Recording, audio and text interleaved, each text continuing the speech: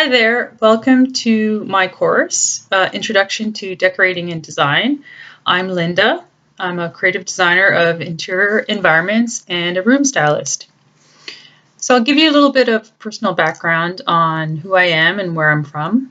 I was born and raised in Toronto by an Aboriginal Cree mother from Northern Ontario and a German father. I have 3 brothers, 1 sister, and am the mother of 1. I enjoy exploring new cities, foreign cultures, arts and food, reading, and photography.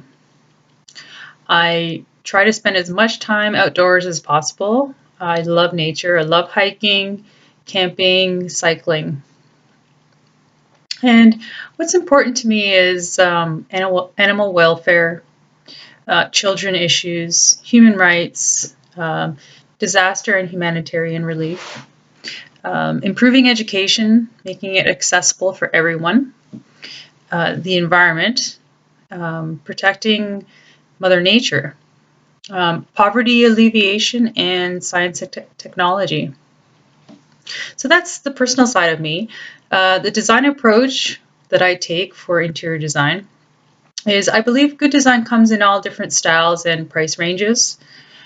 And I believe recycling and repurposing objects into new uses is a great way to re-experience history found in that object. And it also supports conservation and sustainability efforts. I keep up to date on the latest trends, materials, design standards, and I take that information and I put it into design solutions. I have a broad appreciation for all design, graphic, interiors, environmental, and my main design approach is drawn from nature, specifically Fibonacci's rectangles, which captures the mathematical harmony and relationships of objects of one to each other. Okay, so let's jump right in. Interior decorating and design of your home is built around spaces and objects that have personal meaning for you. They create satisfaction and personal fulfillment. It's also the process of shaping the experience of users. Okay, so through the manipulation of spaces as well as surface treatment, including materials and finishes. So the best approach to styling is to listen to your instincts. Ask yourself how the design of an object or space makes you feel, how it makes you behave. Does it reduce or increase your stress? Does it make you feel healthy and happy? Good design doesn't have to be expensive, okay? The number one thing you want to remember is create a budget. It's fine, you can go under budget, you don't want to go over budget. Approach styling your home as a long-term process, all right? Take your time in researching and buying. You will then be able to find items that are unique and that you love, which will better reflect your personal style. This is your home. You want it to be a reflection of you, okay? Lastly, live in your home for a year before making any major changes. This will give you a better idea of how the existing layout works for your lifestyle and what doesn't work for you.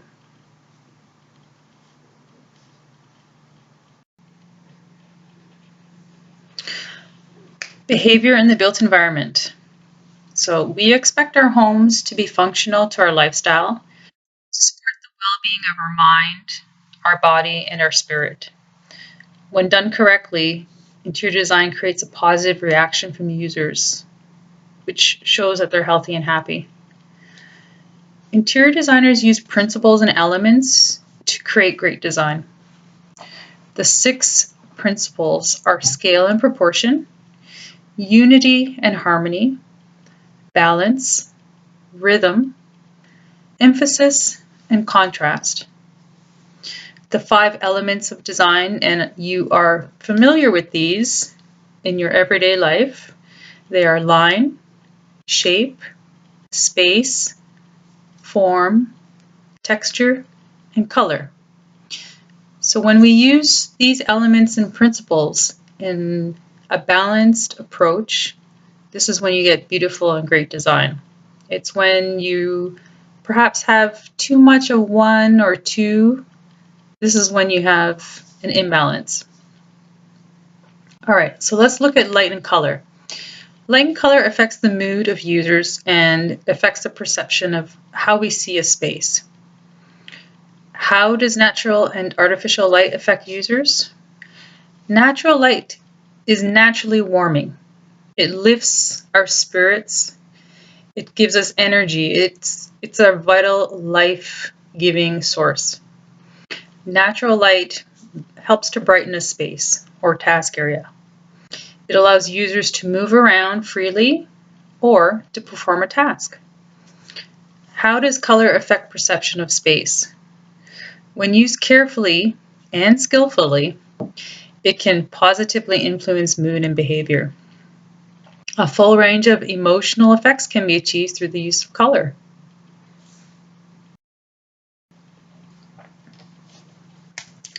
Space planning is the planning and configuring of space to set in motion a user's activities and how they interact with elements in the space.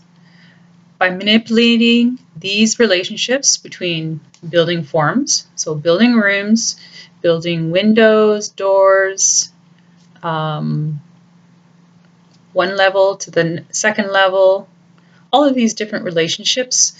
Also looking at finishes, so materials, color, furniture, appliances, natural and artificial lighting, and creating a functional and pleasing aesthetic environment. Okay, so we also want to look at how the built environment has a relationship with the natural environment. So we want to consider window openings, we want to consider window coverings and how we can control natural light and air ventilating a space. We also want to look on how can you bring in nature into your home. People feel comfortable in spaces that recreate and instill nature. It's relaxing and calming, and it creates a sense of liveliness. It promotes your well-being in mind, body, and spirit.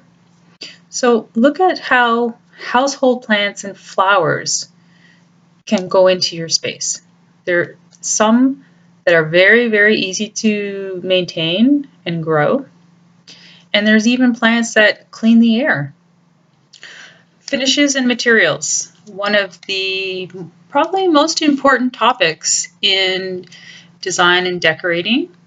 Okay, so most importantly, educate yourself on the qualities of the materials.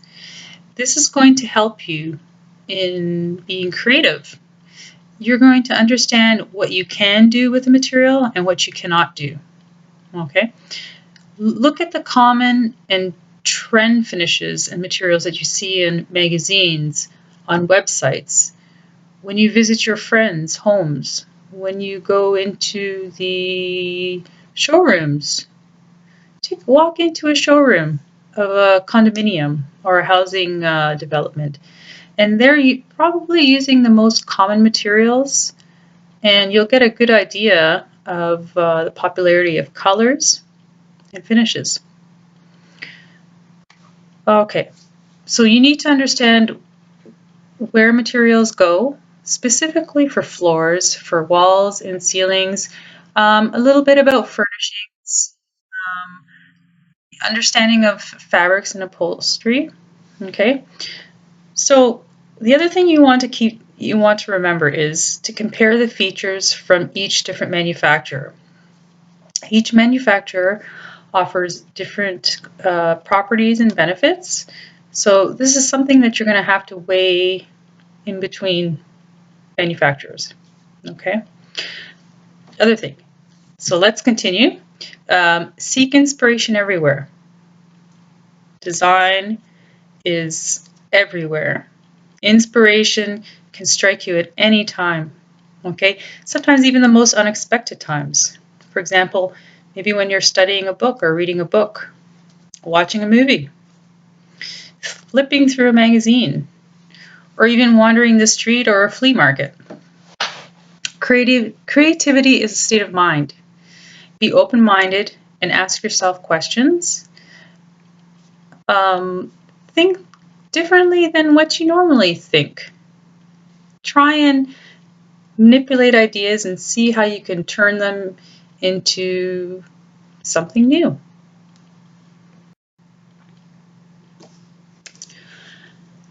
Little known secret, shop vintage or secondhand. You're going to save money. You'll pay 1/3 the price of retail. Keep your eye open. You look for quality finds, and this stuff is full of historical character. You're having amazing craftsmanship, good materials, two qualities that you want to look for, okay? So what you can do with vintage as well is mix it with modern pieces, all right? So you're going to create a contrast of new and old. And what you're actually doing is you're intertwining a story of materials and a background history. So it creates interest. The other thing you can do with vintage or secondhand items is you can repurpose them into an entirely new use. For example, a bed frame in a twin size can be modified to make an entry bench for seating. Okay? What you want to do is, it's not like retail. Once you walk in those doors, that's what it is for that day. Someone can come in right behind you and pick up what you had your eyeballs on. So if you see something you like, take a few minutes, think about it. If it doesn't fit in with your decor, don't do it. If it's not the best quality, don't do it. Okay? If it's something that that's good quality and you think you can reimagine it into something new, go for it. You can always sell it afterwards, right? Okay, so what you want to do is you want to visit often, okay? And you need to have a shopping list of what you're looking for. So when you do see something, you can jump on it. Look through online ads such as Kijiji or private sales. All right, so that's more for furniture and decor items. Now, if you're looking to renovate your home, consider an architectural salvage yard. They sell both used and new building supplies, and you can often get them at a discounted rate. And not only that, you're actually reusing and recycling materials, which is good for our environment. Okay, so continuing on with a budget-friendly approach to design, consider do-it-yourself projects. They're a great way to be creative and create one-of-a-kind furniture or decor that fits your style. Save money, and you may even pick up a new hobby.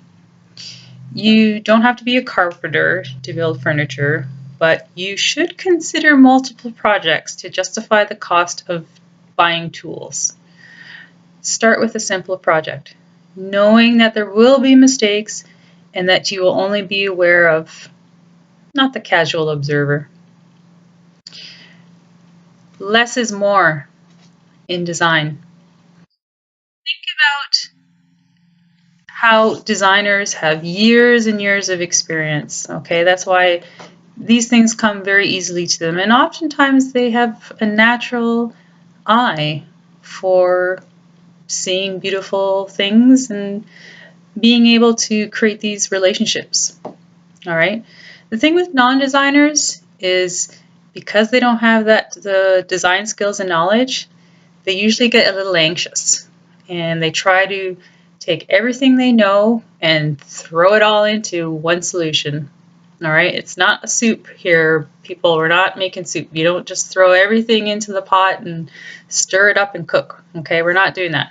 It's a very, very thoughtful and selected process. Okay, so we try not to combine too many elements, contrasting elements, and principles on top of each other. All right. You want to experiment with different elements as well. All right. But don't overdo it. Okay. And don't be afraid to ask for help. All right. Go to the professionals, go to your friends, go visit the retail stores. They're usually very knowledgeable and very helpful if you ask nicely, and you'll get some great advice. Okay, so that's the introduction to interior design and decorating. Thank you for listening, and I hope you found this information useful.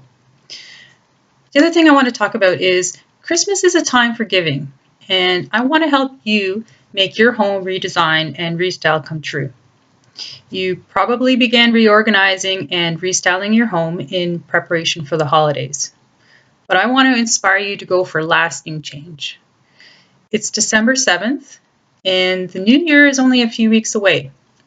So treat yourself to one of the packages I offer, or if you need extra guidance, sign up for one of my packages.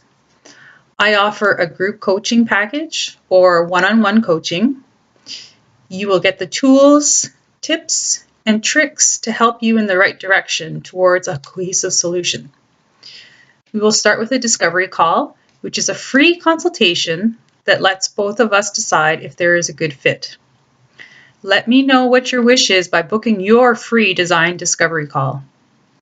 Send me a message or leave a comment and I will connect with you to find a time that is good for both of us. And then I can add you to my calendar. Talk soon and take care. Bye.